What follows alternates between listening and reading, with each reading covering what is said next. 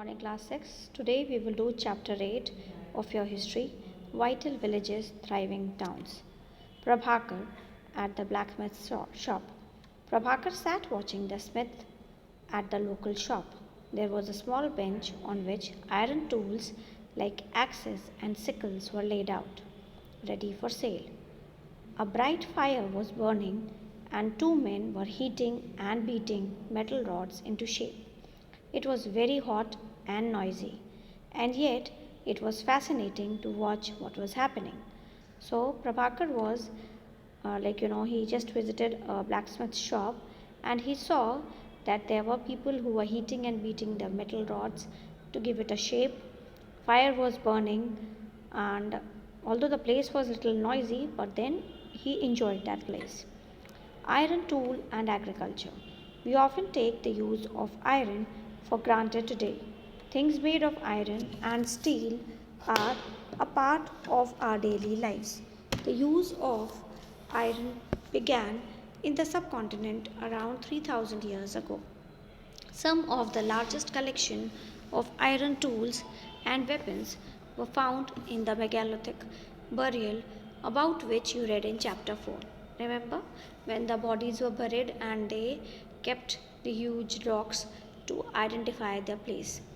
Around 2500 years ago, there is evidence for the growing use of iron tools. These include axes for clearing forest and the iron plowshare. As we had seen chapter 5, the plowshare was useful for increasing agricultural production. You can see the tools, they are there, the pictures are is there. The other step to increase production, irrigation.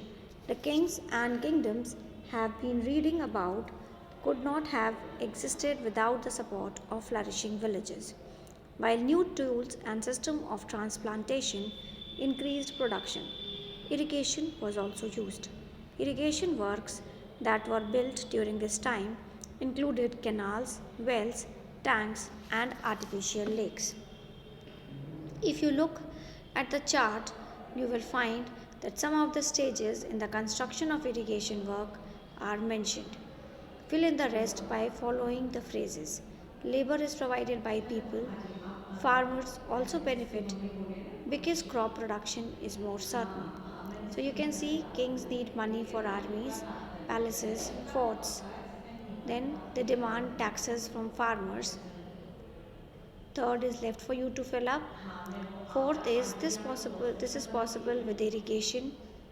Fifth is left for you. Sixth is left for you. And then seventh, production increases. Eighth, so does revenue. And ninth is again left for you. So you have the options and you have to fill it up. Who lived in the villages? There were at least three different kinds of people living in most villages in the southern and northern part of the subcontinent. In the Tamil region, large landowners were known as Velalar, ordinary ploughmen were known as Uzahavar, and landless laborers, including slaves, were known as Kadaisiar and Adibai. So these were the terms referring them. In the northern part of the country, the village headman was known as the Gram Bhojak. Usually, men from the same family held the position for generations.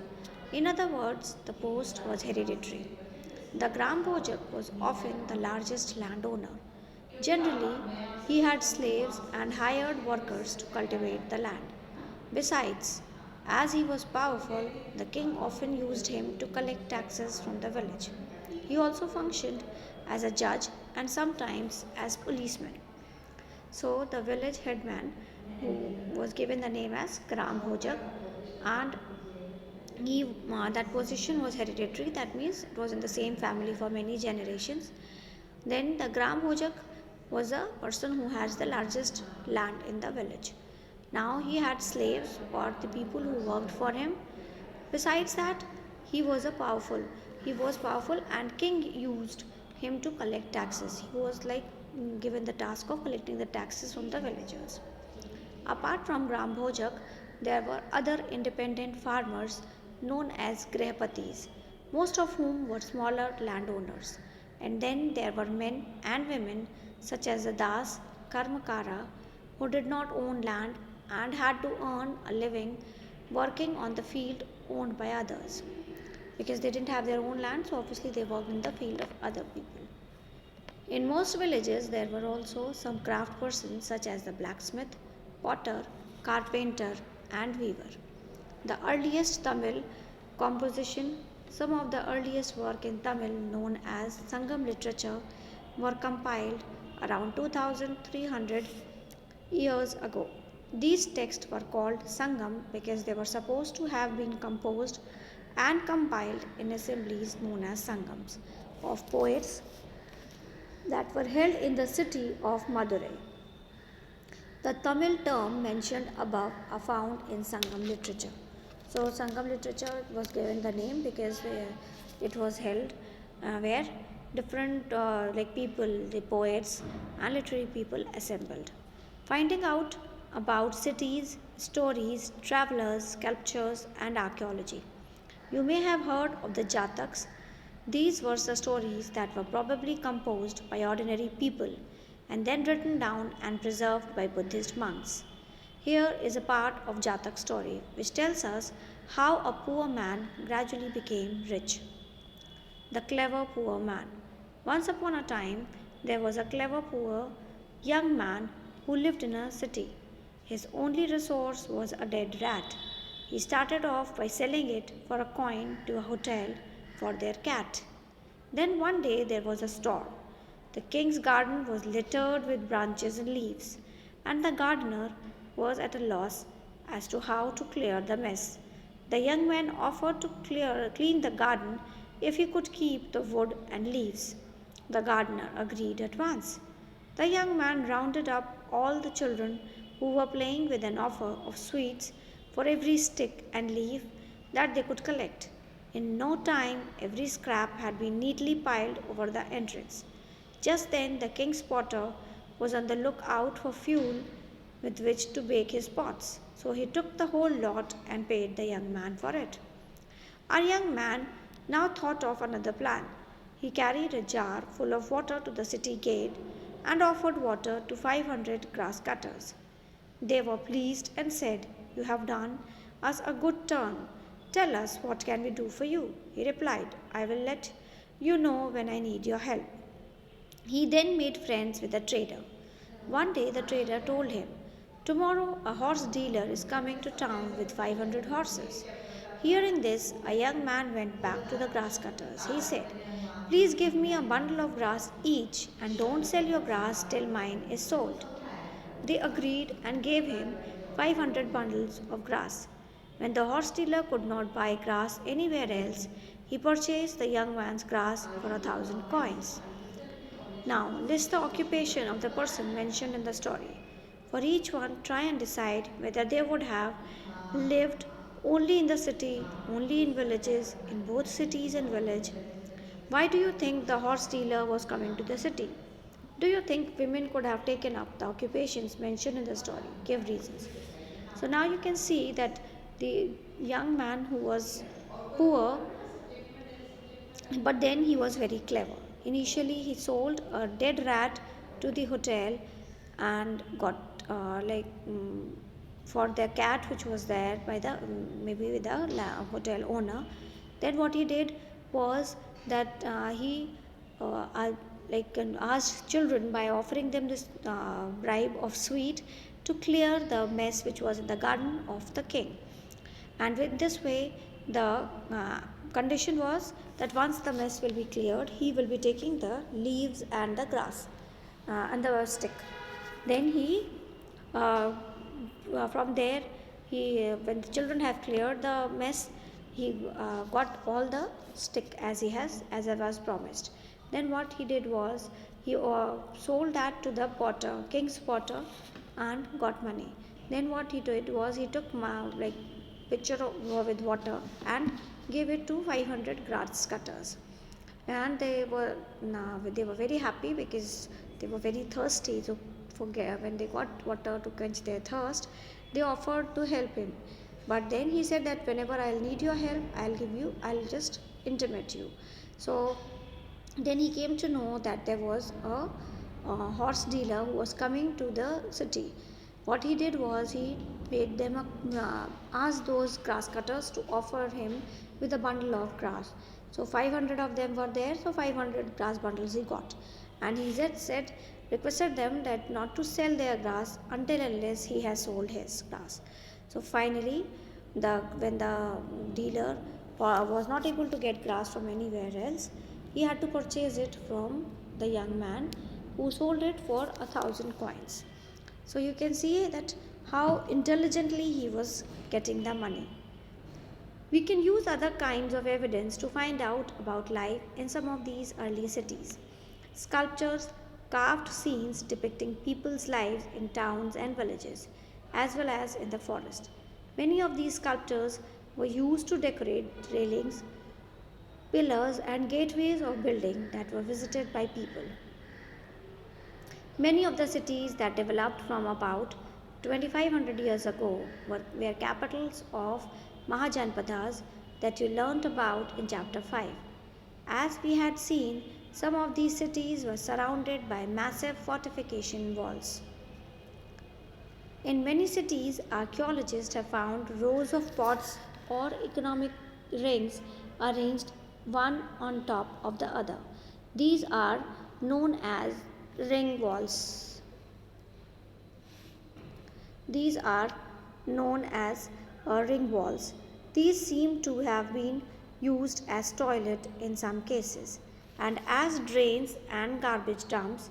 These ring wells are usually found in individual houses. We have hardly any remains of palaces, markets, or of homes of ordinary people. Perhaps some are yet to be discovered by archaeologists. Others, made of wood, mud, bricks, and thatch, may not have survived. So, obviously, because these things were could be surviving for long, so they might not have survived till date. Another way of finding out about early cities is from the accounts of sailors and travelers who visited them.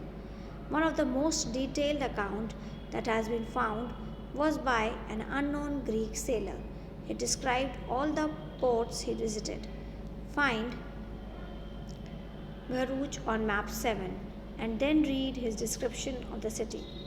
The gulf is very narrow as at Berigaza and very hard to navigate for those coming from sea.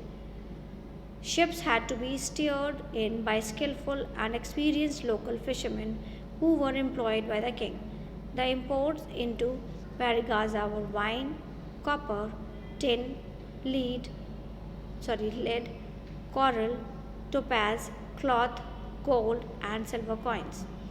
Exports from the towns included plants from the Himalayas, ivory, agate is a stone, carnelian, cotton, silk, and perfumes. Special gifts were bought by merchants for the king. These included vessels of silver, singing boys, beautiful women, fine wines, and fine cloth. Make a list of all the things imported and exported from Varikaza. Punch marked coin. Punch marked coins were generally rectangular or sometimes square or round in shape, either cut out of metal sheets or made out of flattened metal globules, a small spherical body. The coins were not inscribed but were stamped with symbols using dies or punches. Hence, they are called punch marked coins. These coins are found over most part of the subcontinent and remained in circulation till the early centuries. Now, about the coins, you may have noticed how wealth is measured in terms of coins in the story on page 82. Archaeologists have found several thousands of coins belonging to this period. The earliest coins which were in use for about 500 years were punch marked coins such as the one shown below. So you can see the picture. These are the punch marked coins. Other means of exchange. Read this short poem from Sangam collection. As you carry the white paddy of their land to exchange it for salt of another, crossing the long roads in carts, through sand white as moonlight, taking whole families who hate to be left behind. The departure of the salt merchants leaves the city empty. Salt was produced plentifully along the sea coast. What were the merchants planning to exchange it with? How were they traveling? Cities with many functions. Very often, a single town was important for a variety of reasons. Let us look at the example of Mathura. Mathura has been an important settlement for more than 2500 years. It was important because it was located at the crossroads of two major routes of travel and trade, from the northwest to east and from north to south. There were fortifications around the city and several shrines. Farmers and herders from adjoining areas provided food for people in the city. Mathura was also a center where some extremely fine sculpture was produced. Around 2000 years ago, Mathura became the second capital of the Kushanas, about whom you will be reading in chapter 9. Mathura was also a religious center. There were Buddhist monasteries, Jain shrines, and it was an important center for the worship of Krishna. Several inscriptions on surfaces, such as stone slabs and statues, have been found in Mathura. Generally, there are short inscriptions recording gifts made by men and sometimes women to monasteries and shrines. These were made by kings and queens, officers, merchants, and craftspersons who lived in the city. For instance, inscriptions from Mathura mention goldsmiths, blacksmiths, weavers, basket makers, garland makers, perfumers, crafts, and craftsperson. We also have archaeological evidence for crafts. These include extremely fine pottery known as the Northern Black Polished Ware, that is NBPW.